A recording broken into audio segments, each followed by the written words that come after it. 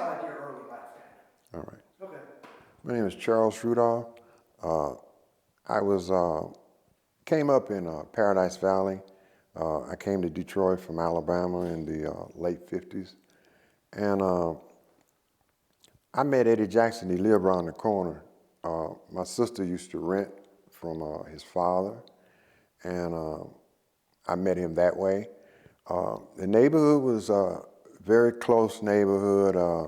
Normally you had to be on your block when the street lights come on when you was a certain age. I could be out a little later because I was a paper boy.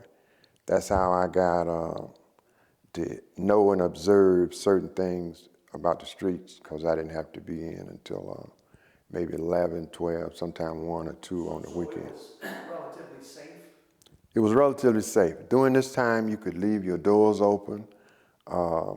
They didn't have neighborhood watch. It wasn't incorporated then, but people would look out for you. If people saw you somewhere else and they say, ain't you so-and-so, or you're not supposed to be over here, you would instantly leave, you know. It was very close-knit. You had almost a store on every corner, be it a candy store or a grocery store.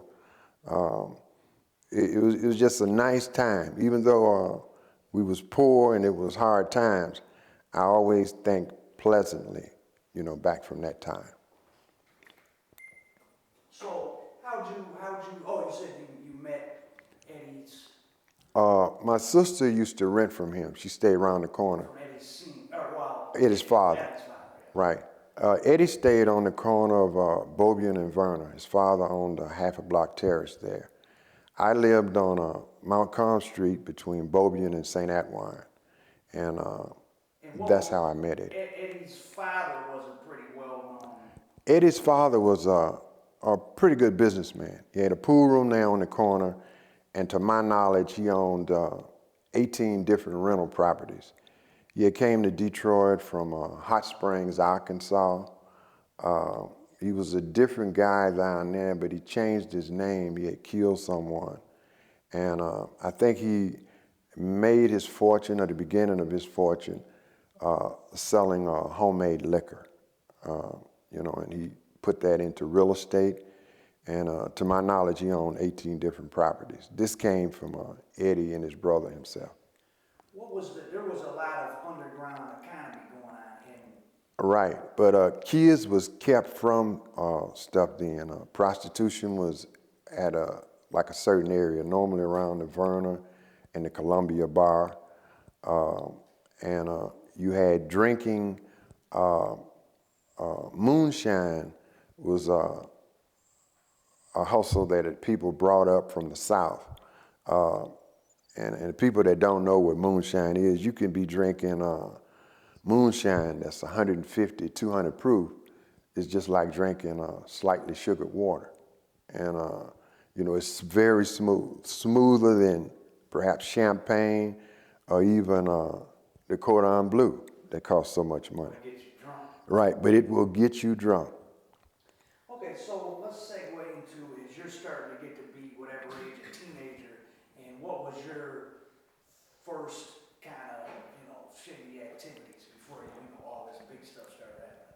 What happened, I went to the military. Straight out of high school, I joined the Army.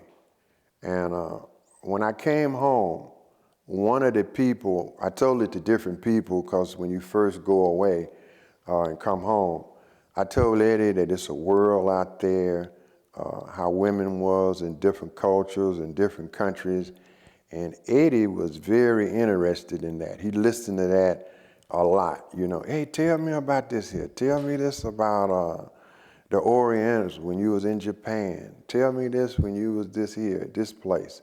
And he was highly interested in that. But I didn't know that later he would make some money and travel himself and go around the world, literally.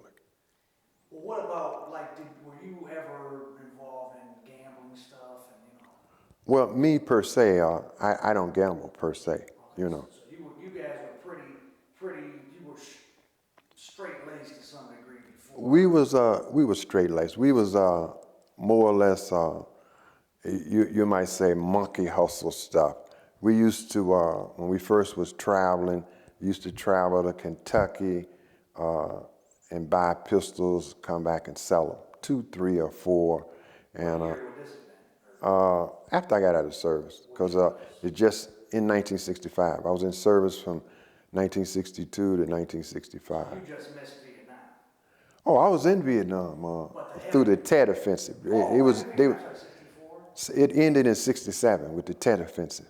So it was just de-escalating when I was coming home. So you come home from Vietnam. Right. And talk about how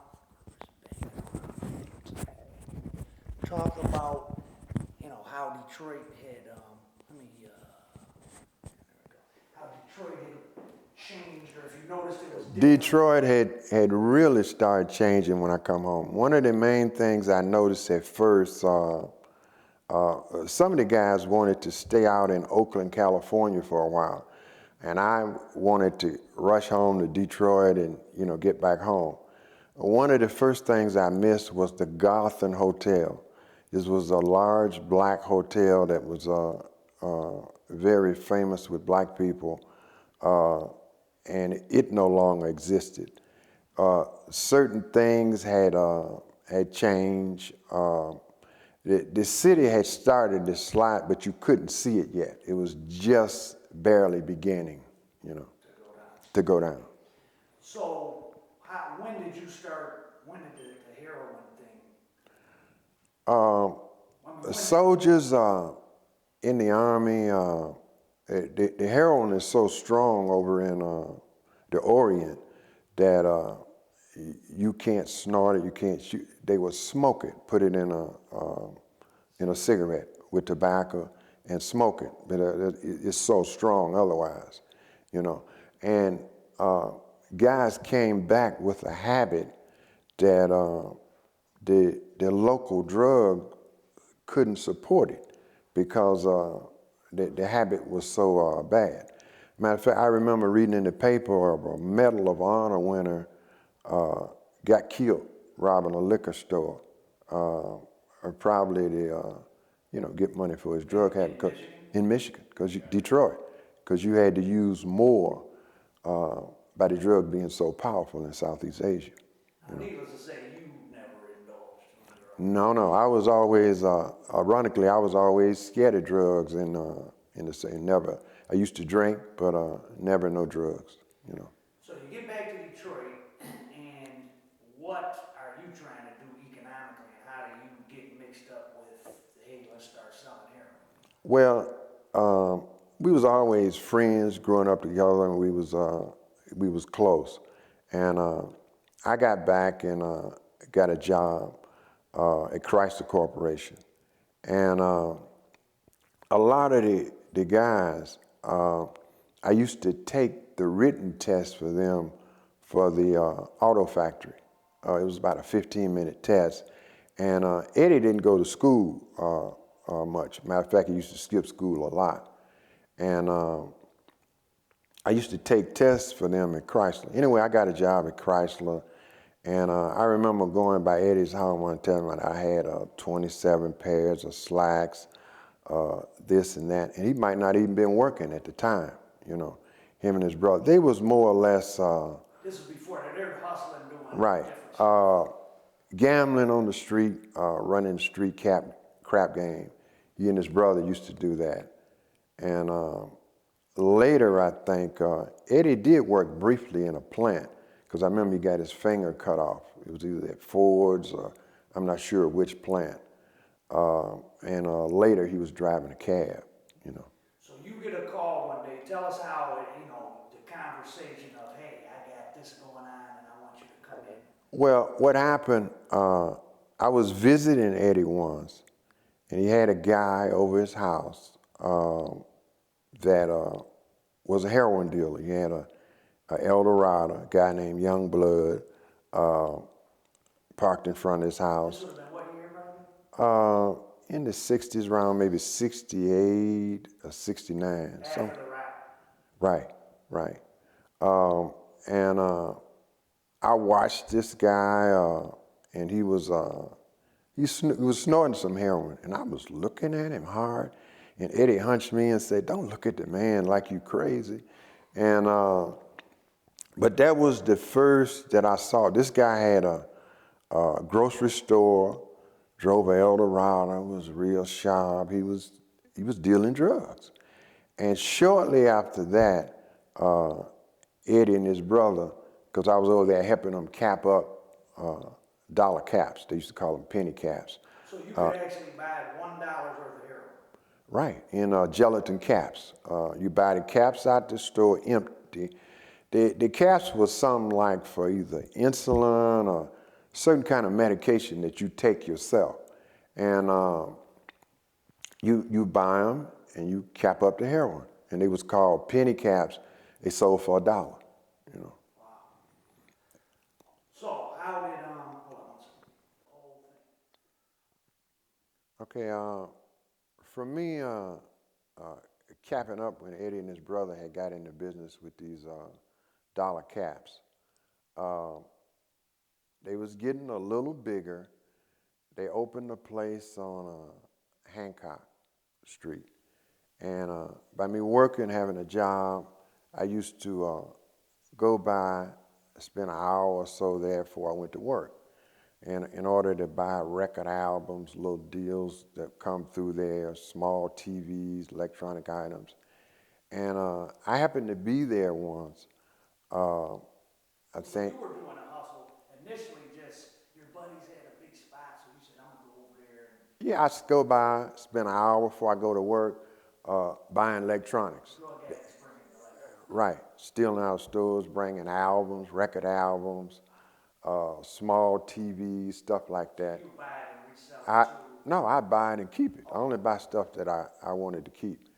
And I'd go by there before I go to work. So at this time, I think Courtney was working with them, and we knew everyone. I'd come by there, stay an hour, and then go on to work. One time, a guy had pawned a pistol, and he said he'd come to get it out.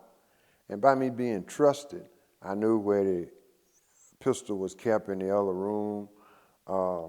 And the guy kept getting his gun and ejecting the bullets out, but he would leave one bullet in the chamber. And I'm steady seeing this. He'd do this 2 or 3 times. So I ease in the other room and get the pistol. And I said, "You said you come to get your gun out. Where's the money? Get up against the wall." And the guy pulled out a bill with a man riding a horse, a $10,000 bill. Just at that time, Eddie and his brother was coming, and they bought the gun from the guy. That's what gave me entree into the organization. Since I lived a block down the street, they wanted somebody that could come and pick up the money, and Courtney was already working with them. And What year was this, bro? this was somewhere 68, 69. Yeah, they had the business had built a little bit since then, because they was selling penny caps, which is dollar caps, out the back door, and they was selling half, quarters, and eighths out the front. And an operation that size needs different people. One person can't estimate. It's only been an hour. They haven't sold that much, or they could have sold a lot in an hour. So you needed 2, 3, 4, 5 people to be going through at different times, picking up the money. And that's how it started building with the front 5. Which you're going and picking up. You're basically, all you got to do is at a certain time every day. Yeah, pick up money, go through, and do that. Then Describe so you got this apartment building, and it's dope getting sold out the back. It's people going upstairs to get weight. I mean, like how crazy, like what was the scene like? The buildings was kind of close together, and the building Eddie bought was near a college fraternity. It was on one side was a college fraternity. So people wasn't running like a line or something like that. Uh, in the back, you had gangways on each side, and plus people did more walking then. You know, if it wasn't a large crowd, it didn't look any way out of the way unusual. So you had people that go to the back. This was a shooting gallery where people inject drugs into them. All right, in the front, we developed a system where on my shift, I would open the door, let the customer in, customer give me the money. I would go up the steps, put the money through a chute in the door.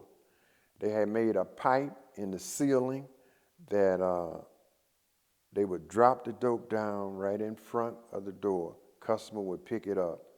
I took their money, but I never handed them any product. Then I would open the door and let them out. And that's the way the operation worked.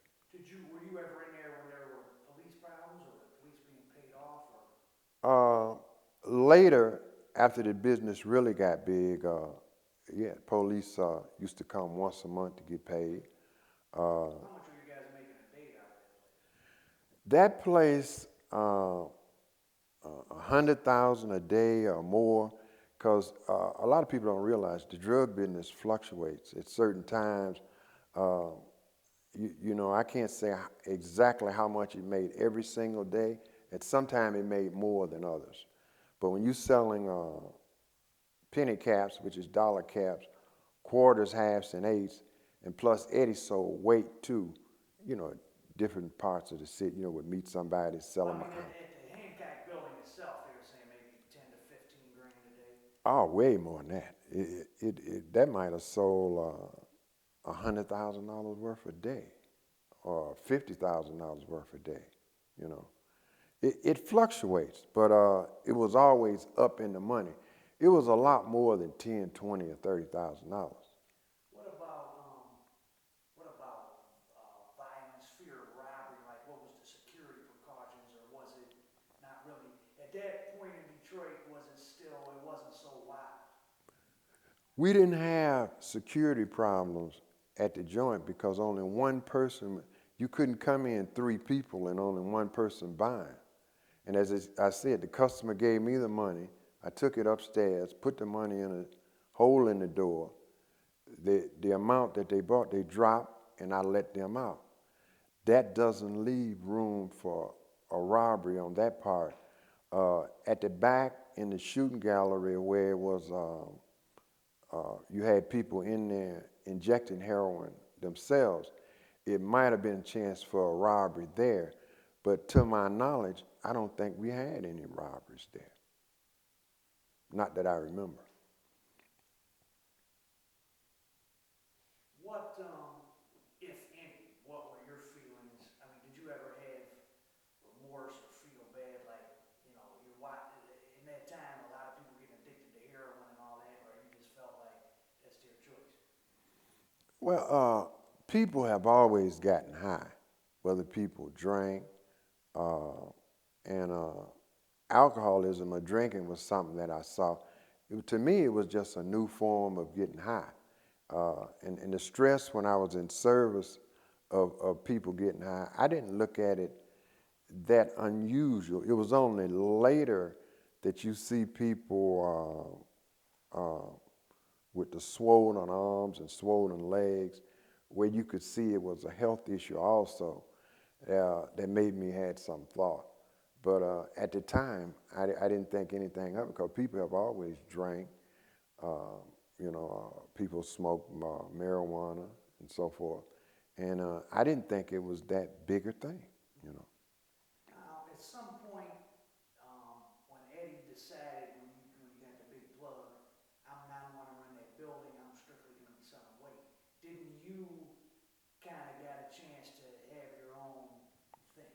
Oh, yes. Yeah, tell us about that. That was a time that Eddie figured he had went as far as he could in the business that way. And he said he was going to sell weight, sell people kilos, ounces, and different weights of drugs. And the people knew us as working there, and myself, 5-0, and all, we set up our own, Ronald Garrett, we set our own operation up, and Now, it was separate. 5-0 had his little crew. he had his, 5-0 had his crew, and I had my crew. We set up our own operation. What was your operation like? I set up a block from Hancock on Forest, and Forest between John R. and the next street, Brush, John R. and Brush. And but it's kind of vague and ambiguous. I don't remember who I saw.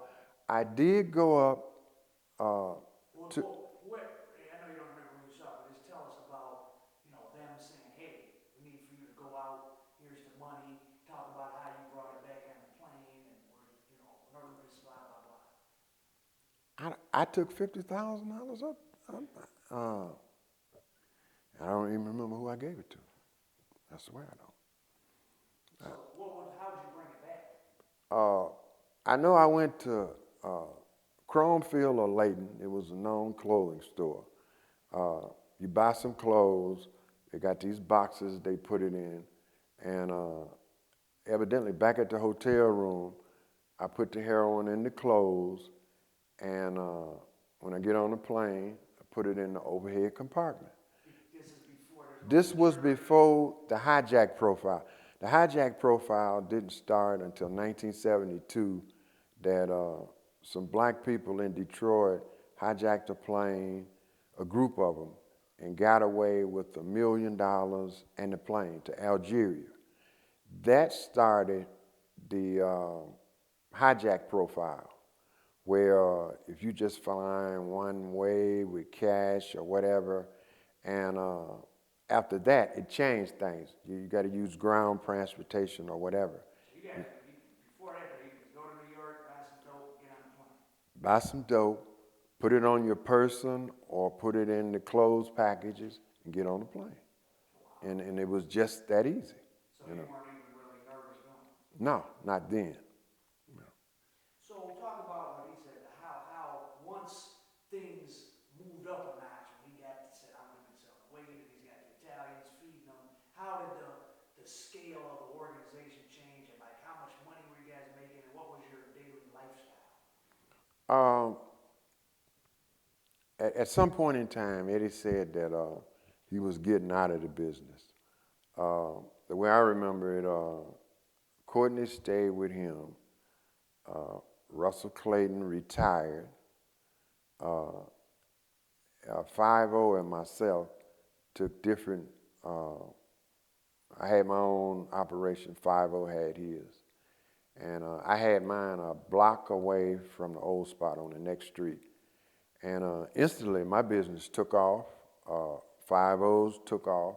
I think he was downtown further, maybe anywhere from $40,000 to $50,000 a day. Yeah, and instantly it took off. I had to have shifts. I had shifts in the place, either 2 or 3 shifts, at least 2. It could have been 3. Because nobody can stay up 24 hours a day with no sleep. So I know I had 2 shifts, and I could have had 3, perhaps, And business instantly was a success. I know I was making anywhere from $30,000 to $40,000 to $50,000 a day. Yeah, right. Now, at that time, also just talk about, the whole crew and how all of you guys, were you guys all kind of hanging together socially still? Oh, yeah, socially. We would. Eddie and Courtney were making, or especially Eddie, a lot of money. A lot of money. Of course, I don't know this because we're not connected. When everybody get their own, they count up is their money. And, I know he was a great success, but I thought he was perhaps making about the same as I was making. But he was making 100 times more, And what was your guys' lifestyle kind of like, as far as like hanging out and, we just lived the life of a sportsman. You know, in the day, hang out. You might go through the pool room, eat out in the restaurant, uh, you know, do some traveling, just hanging out, doing whatever you want to do. You know. What about where you guys interacted with Motown people and going out of town and I things went like to parties when you paying your own way and ain't asking for nothing. I had some parties that Motortown people gave. It was a guy, Ronald Garrett's brother. He knew a lot of the entertainments. A guy by the name of Zach Garrett. He knew Ouija of the Dramatics, Eddie Kendricks, and so forth. But I went to some parties uh, that Motortown people gave, you know. and who did they think you were? Well, I was just a guy. And when you are selling narcotics, you really don't want to be known and want your name to be known. So, you know, Well, I was you just a guys were guy. smart, you didn't, but some people do. All right, some people do want their name known, but I never wanted my name Well, known. let me segue into that. So at that, I mean, at that time, early '70s, that's when Detroit's murder rate started going up. Things started getting wild in the streets. Talk about what was going on with the other dealers and how you guys were different and stayed out of all that and how dangerous it was starting to get. Well, basically, we associated with each other since we knew each other coming up. Uh, we didn't go to a lot of about the only spot we went to where other people might go deal is maybe the 20 grand or something. Uh, we didn't like the name dropping of because you had notorious dealers. It was coming up in the paper then. People was getting crossed out their life, you know, and large sums of money missing, and you know, we kind of associated together because I remember when we bought motorcycles, uh, we only rode with each other, you know, in the motorcycles. And, you know, you kind of stay to those you've known a long time and so forth. You know, new people is where you run into problems. People you just met or people that you don't know very well. So you guys never really had any problems? Not really. I remember one time downtown, uh, someone was talking about sticking up the Jackson brothers, and Eddie and his brother was shooting at somebody down the alley. Uh, it was in the bar, and somebody had mentioned to somebody else that they was going to rob it because he used to wear diamonds and stuff. And I remember they was shooting at the people down the alley. Nobody got hit and so forth. But So Eddie would get out there and Eddie was outdoor. Their father used to take them hunting, and we went to the gun range several times in Mount Clemens, Michigan. Matter of fact, got arrested for that once. Coming back, I neglected to put a German Luger in the trunk of the car and put it in the glove compartment because I was riding alone, and got stopped by the police and was held in jail till Eddie and them bombed me out. We was teens. did they ever I mean, were they one of like the wealthier kind of families in the No, neighborhood? I don't remember any opulence. Their father kind of protected them. I think 'cause mother died when he was young, but I don't remember any opulence. It's one thing I do remember that we used to go south vacation in the summer, and at a certain time, Eddie and his father and his brother used to go to Hot Springs, Arkansas. Except they had a car and my family didn't, you know. They had a Ford, and for whatever reason, if their car would be new but with no radio in it. It was a blank plate. And Eddie's father said a radio was excess use on the battery, you know. Can you talk about Eddie and Courtney's, just them as people and their personality and what, you know, I mean, they were your friends too, and in addition, you were doing business. Well, Eddie was, from what I gathered from him coming up, was a bad little boy anyway. He was known for theft, stealing. Um, And their father didn't let them go anywhere unless Courtney took them. And you coming up, some people show adults that they're responsible, can be trusted, and he used to let Courtney take him different places. So he looked up to Courtney because of that. Well, I mean, but generally, all this stuff was going on. I mean, Eddie had a big Well, overseas Eddie, personality. people see Eddie as a great businessman, which he was, and he got this from his father.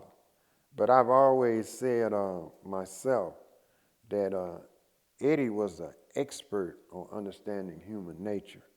Uh, and a lot of people might not remember well enough to give him credit for that. This is another reason probably that kept a lot of things from happening to him, is how he didn't get played out his life, because a lot of drug dealers did through slick women and so forth. But Eddie was very good on human nature, understanding human nature. Real charismatic. Well, yeah, he was real charismatic, wore diamonds, flashy stuff, wear his hair in his superfly hairstyle and so forth. Um, but again, I say I can't impress that enough, that he had a very good grasp on human nature, better than most people. And at the time, I didn't really know it then. This is looking at it in hindsight. Uh, he had a very good grasp on human nature. What people might do, what people want to do, what could be people's ulterior motives, and so forth. Well, Courtney was laid back too. He had a lot of wisdom.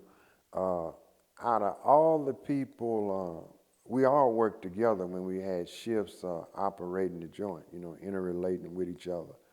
But Courtney was kind of laid back like myself. Me and him used to do a lot of reading and discuss things from books, where Eddie and 5 they wasn't readers. They was more or less hands-on mother wits people, where, Courtney and I, we would discuss something either we read or whatever, and so forth.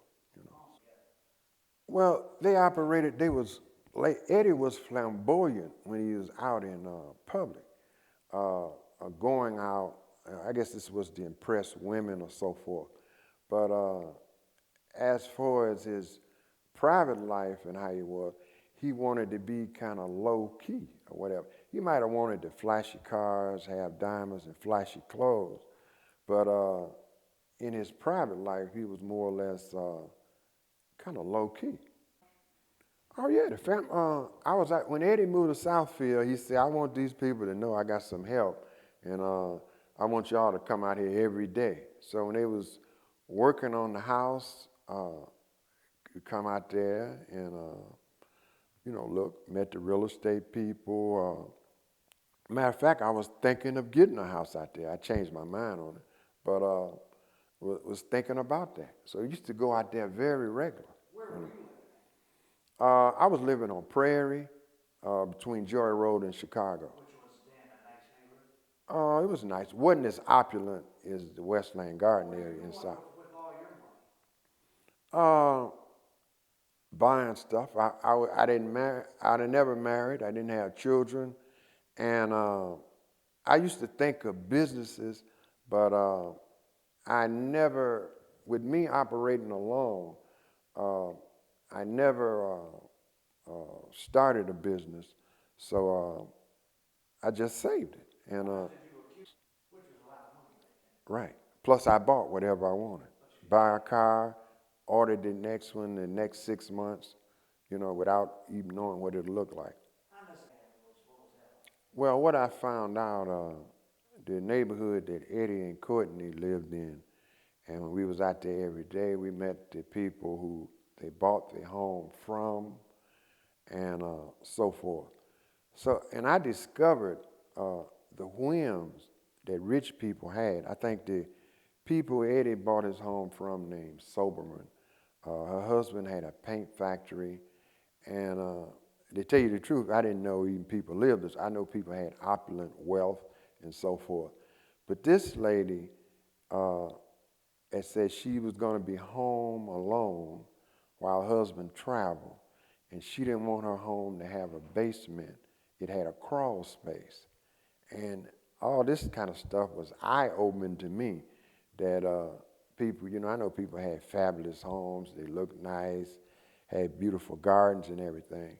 But just the idea of someone said they would be home alone and didn't want their home to have a basement and had it built with a crawl space, it was like amazing to me, just amazing, But that was the area they lived in. You had Motown acts out there, Smokey Robinson down the street, Pete Moore, Dot Netta, one of the Holland Doziers in Holland.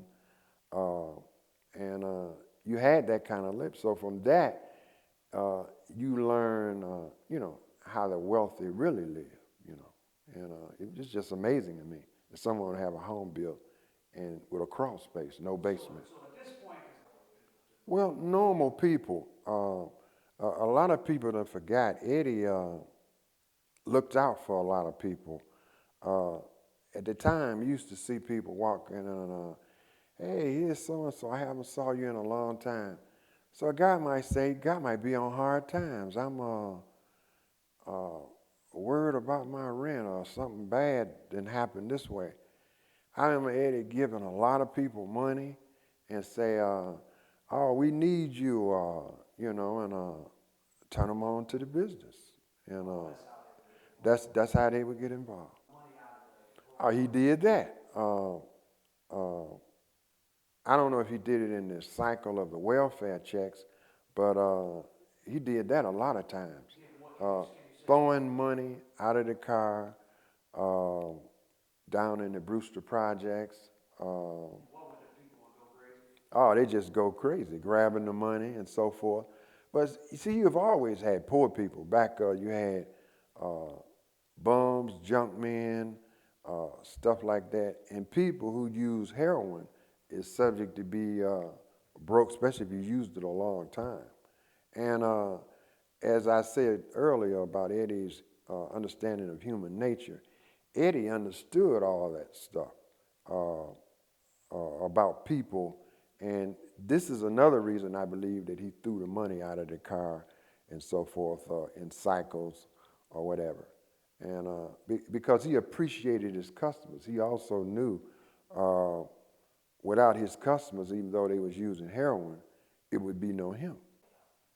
Well, I had been over there because I didn't, we still cop drugs from Eddie, but they had their own operation.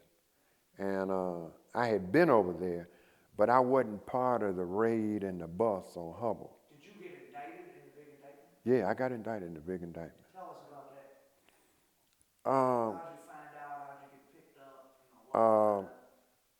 I remember I was at home. I got a call one morning. It was a lady's voice, and they was just really calling to see was I there. And I answered the phone, and then they hung up. And I'm sitting on the side of the bed trying to figure out, what did this call mean? Someone called and then hang up. And the next thing, the door went crashing in, and they arrest me. This was in 72, I believe it was. And that was it. When you get arrested down at the federal building, you see different ones. What were you charged with, if you remember? It was a 16-count indictment, manufacturing and distribution of heroin and cocaine. A 16-count indictment of manufacturing and distribution of heroin and cocaine. And how did you personally slow down? No, once you got a case, we had like a meeting on it, and if you go to prison, you still have to have some money. You still have to have some money to fight a case. True, Eddie did bond us out. The lawyer, it was your responsibility to pay the lawyer, but I remember this like it was yesterday. Some people didn't pay the lawyer. They expected Eddie to pay the lawyer. Of course, I paid my legal bill, but some people, for whatever reason, expected Eddie to pay. You know. Yeah. So how did the case play out, and what happened to you? Um. Well. Well, okay, so the case, you guys didn't get sentenced till 77, right? Or Um. that was just, oh, and then you got out, 74. you didn't go to prison till 77. When did you, what were you sentenced to, and when did you go to prison? Well. And can you say that you kept, even after you guys got arrested, you kept going? After we got arrested, we kept going. It was one tactical mistake made on the case. We had a meeting on it, and Eddie said himself, we're going to have one trial with all 32 defendants tried at one time. And not knowing nothing about the law, I hadn't read one law book, even though I was a good reader. That was a tactical error. The best defense would have been to be tried individually, you know, and you might have a track record of 100%. But if you You all sitting in a one jury looking at you all together. one jury looking at a dual bench trial, and someone told me that after I had got to prison, How much said time did you get? I got a 10-year sentence, and told me, say, that's the biggest sellout in the world, that we should not have took a dual bench trial with 32 defendants. And later, reading law books, my knowledge of the law, that's very true. We should have took, the one person I think that wasn't tried was, I don't know, was it Carol Woods, a guy we used to call Inkster Jones. I think he did take an individual trial. But he was all, because we all hustled together and made money together, went for the dual bench trial, 32 defendants, you know, they hearing the testimony simultaneously. And that was very bad, very bad. What prison and when did you get out? I went in, I can't remember if it was 74 or 77, because I got a revoked bail from continuing on. So you went in right before that? Right, because I got a revoked bail. Me and Eddie wound up at the same prison, and we both got a revoked bail from continuing to, I think Eddie traveled to New York, and they caught him at the airport or something. Yeah, and I kept going on, and right, and they came on me, and I got a revoked bail. So me and Eddie wound up at the same federal prison, which was Leavenworth. Yeah, but except 50 was at another, he was at Terre Haute. Leavenworth was pretty wild. Leavenworth was, I used to watch that on the Untouchables, Walter Winchell narrating. I never thought I'd grow up to go someplace like that. 40-foot wall, no fence, a wall. And people used to tell me it's thick enough to drive a car. And they put me in there, and I said, my life is over, because you can't see out. You just can see up, see the sky.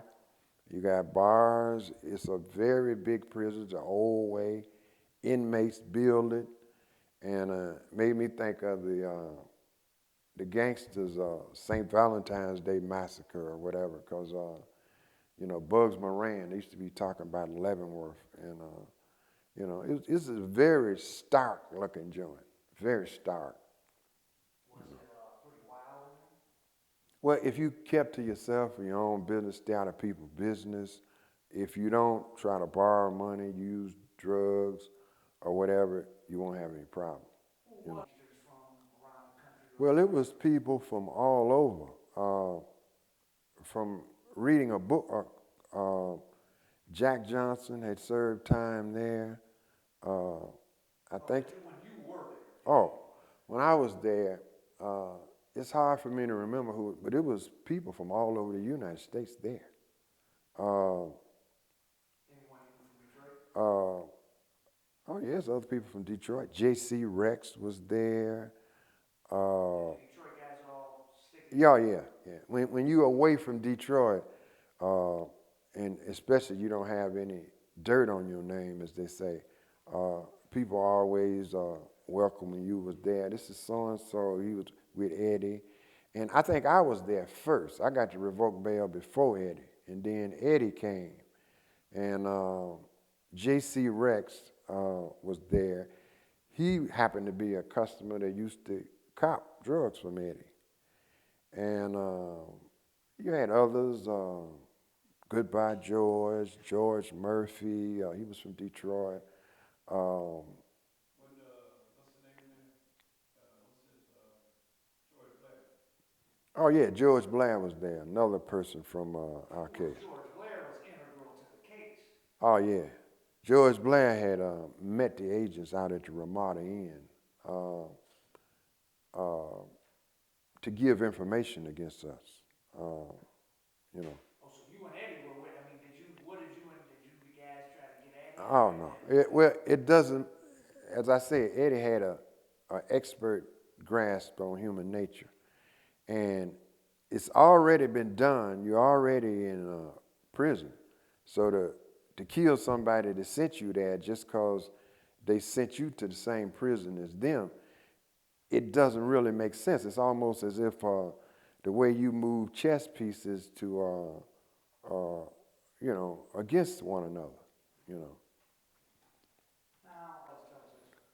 I just want to say that Eddie is, as I stated, I had been in the Army, and Eddie used to go hunting with his father, and we had put a target up in the basement, drew some bullseye on it,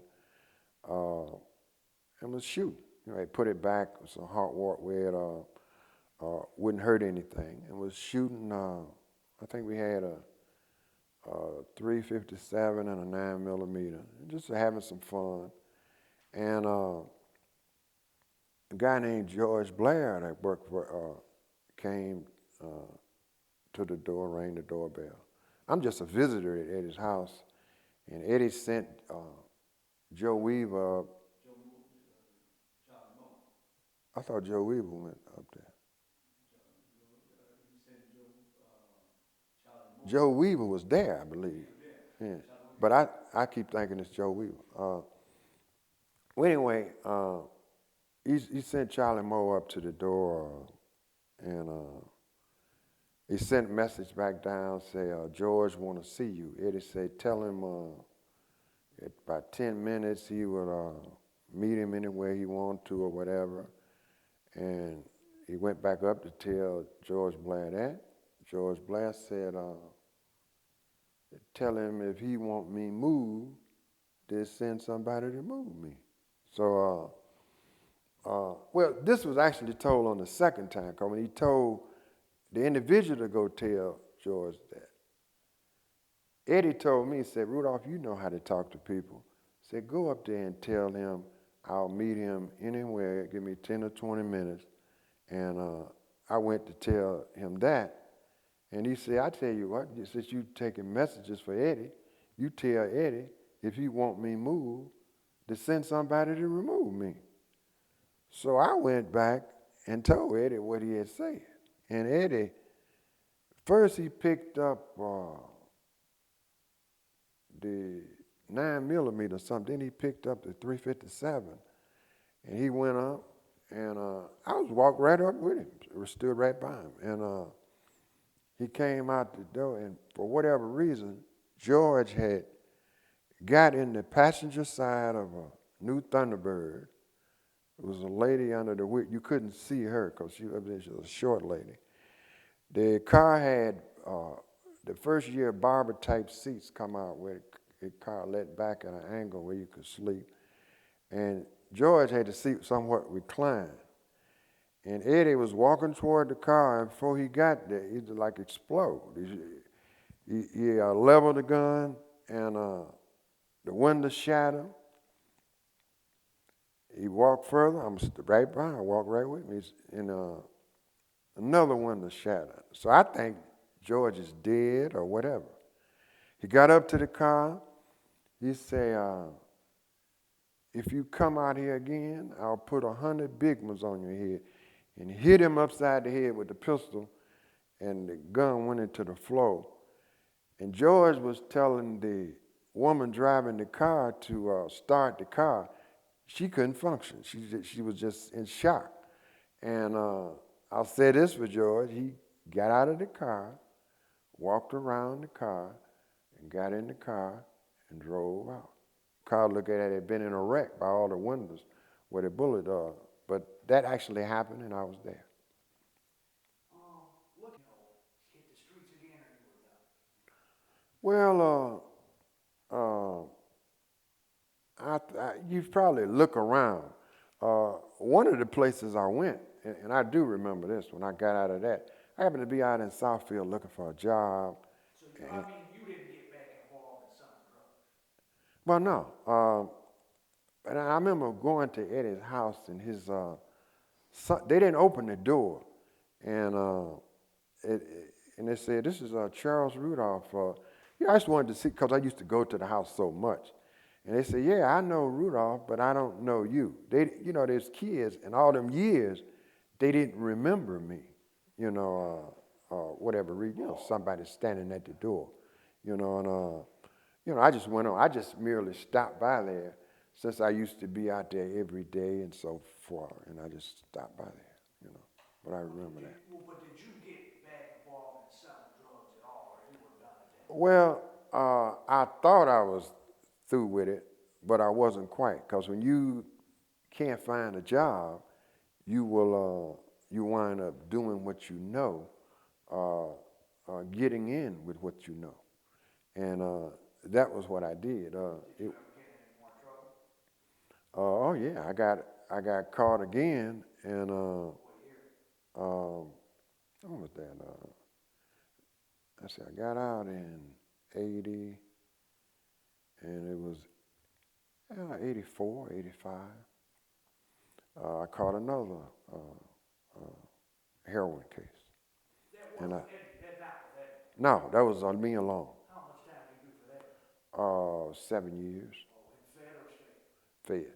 I never had a state case in my life. The date that you talking about, you talking about what, you was on Willis? Yeah, That was 93. that was '93. But I had Got out. okay. What confused me on that was I had a bit of the stolen